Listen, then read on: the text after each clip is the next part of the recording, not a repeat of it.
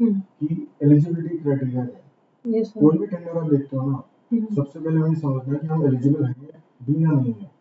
अगर हम एलिजिबल नहीं है तो there is no point in investing more time. Okay sir. Correct. तो कोई भी अगर टेंडर है सबसे पहले आते हैं एलिजिबिलिटी क्राइटेरिया में। ठीक है, ठीक है। हर एक टेंडर का सेक्शन बना होता है। सबसे पहला 8.1 क्या कहता है, the bidder should be duly certified and government approved valued. So as an organization, we are working for last 30 years and we are approved by the government for any valuations on Indian territory. Okay. In fact, we have licenses where we can practice across the globe.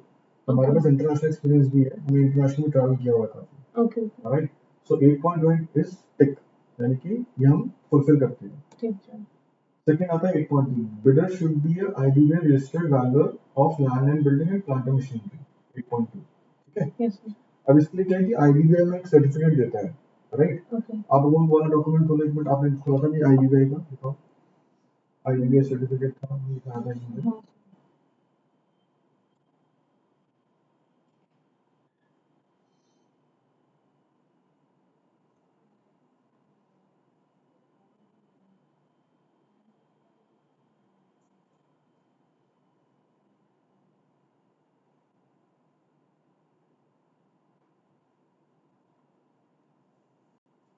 ठीक है, सबसे बड़ा या IBA सबसे बड़ा सबसे बड़ा ना। हाँ, जब ये धीरे धीरे जाओ, धीरे धीरे ये IBA का सर्टिफिकेट है, ये सर्टिफिकेट और रजिस्ट्रेशन देता है। ठीक है, नीचे आओ जरा नीचे आओ, धीरे धीरे। ये हमारा नंबर है, वैल्यू रजिस्ट्रेशन नंबर, यानी कि हमारी जो कंपनी है उसका नंबर दिया हुआ है उन्होंने। ठीक है, नीचे आइए। हमारी कंपनी जो रजिस्टर्ड उसका नाम है GAA advisory LLP। Land building, plant machinery, securities and financial assets तीनों के अंदर है। ठीक। तो नीचे आओ। और ये हमने 24/1/2020 को हम रजिस्टर्ड हो गए हैं। ठीक है। हाँ जी, क्या क्वेश्चन है आपका? यानी सर जो GST ये भी डॉक्यूमेंट हमारा डाउनलोड किया हुआ है, और जो हमने GST लगाया था वो भी डाउनलोड किया हुआ है, वो प्राइवेट लिमिटेड का लगा था। तो गलत था। तो गलत था। अगर हमने ऑलरेडी अपलोड किया होगा दैट इज रॉन्ग। करेक्ट। ठीक है, वो उसको क्वेरी मांगते हैं और फिर दोबारा सबमिट करना। तो ये वाला IBA का सर्टिफिकेट आ गया। राइट। ठीक। तो 8.2 में आते हैं, मेरा जो टेंडर डॉक्यूमेंट था। तो 8.2 में कहता है should be registered with value of land building and plant machinery. तो रजिस्टर्ड है।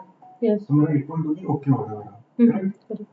अच्छा, bidder must have experience in valuation of tangible assets in large companies equal to Schedule B, PSU, government organization or above, in power, fertilizer, steel, refinery, oil and gas, petrochemical sector during last 5 years ending 31 March of the previous financial year.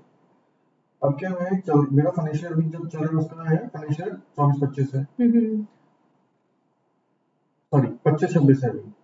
25-26 financial है। तो previous क्या हुआ, यानी जो 31 मार्च 2025 को खत्म हुआ है। हाँ। वहां से 5 साल पीछे, यानी कि 1 अप्रैल 2020 से लेकर 31 मार्च 2025 तक, ये 5 साल होते हैं। इन 5 साल के पीरियड के अंदर मैंने ये काम किया होना चाहिए। We have done extensive work. Steel के अंदर हमने बहुत ज्यादा काम किया हुआ है, पावर के अंदर हमने बहुत ज्यादा काम कर रखा है, फर्टिलाइजर में हमने बहुत ज्यादा काम कर रखा है, पेट्रोकेमिकल्स के अंदर हमने बहुत ज्यादा काम कर रखा है, गैस सेक्टर में बहुत ज्यादा काम कर रखा है हमने। तो ये सारा जो क्राइटेरिया हम फुलफिल करते हैं जो 8.3 का है। ठीक है, तो इसके डॉक्यूमेंट्स भी रिक्वायर्ड होंगे। वो देखते हैं। देखो क्या है कि वो आपसे पूछेगा। हाँ, प्रैक्टिकली यहाँ पर हमसे डिस्कस करेंगे आप एलिजिबल हो या नहीं हो। करेक्ट है। फिर सेकंड पॉइंट है वो डॉक्यूमेंट्री एविडेंस में पूछेगा कि क्या क्या चाहिए आपको। ठीक है, चलिए अब 8.4 पे चलते हैं। Minimum average turnover of the bidder during last 3 financial year should ending 31 March previous financial not be less than 30 lakh रुपए। ठीक है, हमारी जो एलएलपी है उसका जो हमारा एवरेज है वो हमारा 4 से 5 करोड़ रुपए का आता है। ठीक है, so you can safely assume कि हमारा 3 करोड़ से तो ऊपर ही, तो 30 लाख तो हमारा एलिजिबल होता है। ठीक है, ऑफ कोर्स इसके लिए हमने एविडेंस लगाया होगा, जो सर्टिफिकेट था देखा था आपने, टर्नओवर सर्टिफिकेट देखा है, खोल के देखा आपने? तब देखा है, क्या है, कितना है उसमें?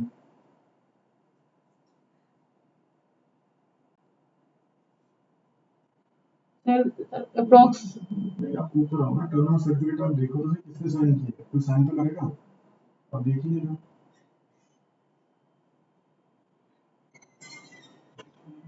सचिन सर आपके सही है। आप ऊपर से जो देखोगे। Yes sir. किसका है? Turnover certificate. हाँ, किसका है? किसने इशू किया? ओके,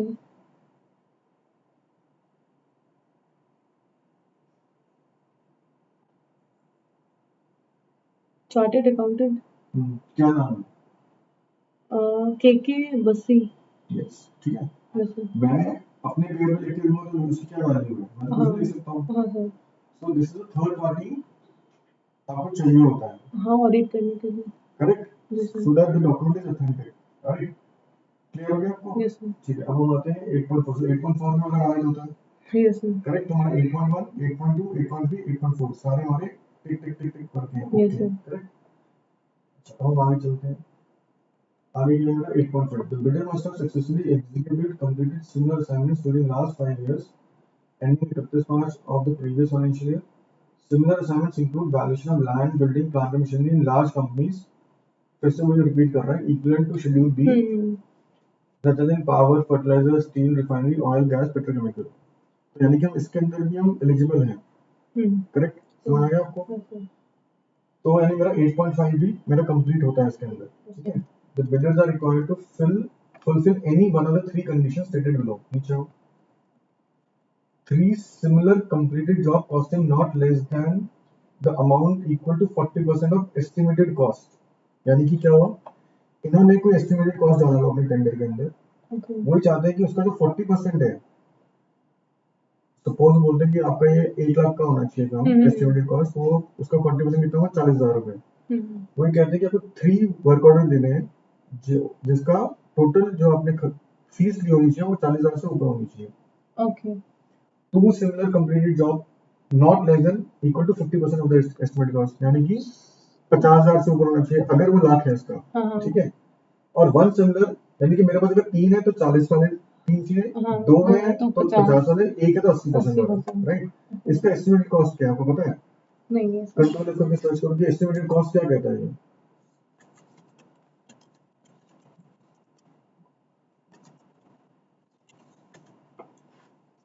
आगे चलो, आगे चलो, आगे चलो, बात चलो।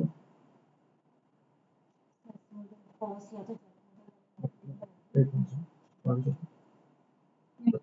इसका नहीं है, कोई बात नहीं। तो यानी कि इसका कहीं ना कहीं होगा, या आप अपने पेपर में नोट करो कि आपको एस्टिमेटेड कॉस्ट पता होना चाहिए। हमारी जो भी हमने फीस ली है, इफ आई एम करेक्ट, शायद हमारी 30 से 35 लाख नहीं, हमारी उसके अंदर ज्यादा है ना, 37 लाख जल के अंदर, जयपुर ऐसे में 37 लाख, 37 लाख है, 37 लाख है मुझे पता है। तो 37 लाख की मैंने फीस चार्ज की हुई है, राइट? सो अब हमें ये देखना है कि ये कितना वो कहते हैं कि आपका क्या एस्टिमेटेड कॉस्ट है, राइट? तो उसके बेसिस में कैलकुलेट करना है ये। तो हमें देखना है कि मुझे 2 अटैच करने हैं, 3 अटैच करने हैं, 1 अटैच करना है, ठीक है? क्लियर हो गया आपका? अच्छा, नेक्स्ट चलिए।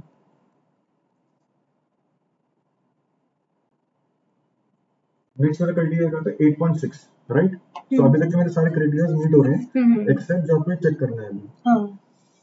इसमें आपने वो लिखो ना, कितना नंबर है? 8.5 का है ना, ये वरना भूल जाओगे आप। Yes sir. 8.6 bidder should have experience in successful completion of at least one single job in PSU, having a work order not less than 4,23,000 within last 5 years. अब ये कहता है कि PSU और गवर्नमेंट ऑर्गेनाइजेशन, हमने क्या काम किया? बैंकिंग के लिए काम करते हैं, तो बैंकिंग पब्लिक सेक्टर अंडरटेकिंग में आता है, ठीक है? तो हमारे पास ऐसे वर्क ऑर्डर है जो 30 से ऊपर होगा, ठीक है? So that we can submit to them, ठीक है? तो मैं 8.6 भी अवॉइड करता हूँ, I fulfil this criteria also. 8.7 में चलते हैं। The team member assigned for the proposal and evaluation work of BVSL should be adequately qualified and having experience. हाँ बिल्कुल, हमारी जो टीम है, we are in this profession for last 30 years, so that kind of experience we and our team has, ठीक है? ठीक है। तो 8.7 मेरा कंप्लीट होता है। नेक्स्ट चलते हैं 8.8 The bidder shall ensure financial standing through ITCC annual report for last 3 years financial year, relevant documents to be enclosed. Financially we are sound, why? Because we have those balance sheet. तो आपको ये note करना होगा कि 8.8 के अंदर आपको 3 साल की आपको पूरे financial statements, balance sheet and profit and loss add देना है आपको, ठीक है? तो यहाँ पे 8.8 के अंदर आपको इंक्लूड करना है उसको। 8.9 के अंदर आगे आपका फैक्चुअल अकाउंट्स है, पैन, टैन, टिन, तो ये हमारा आ जाता है। आगे चलो,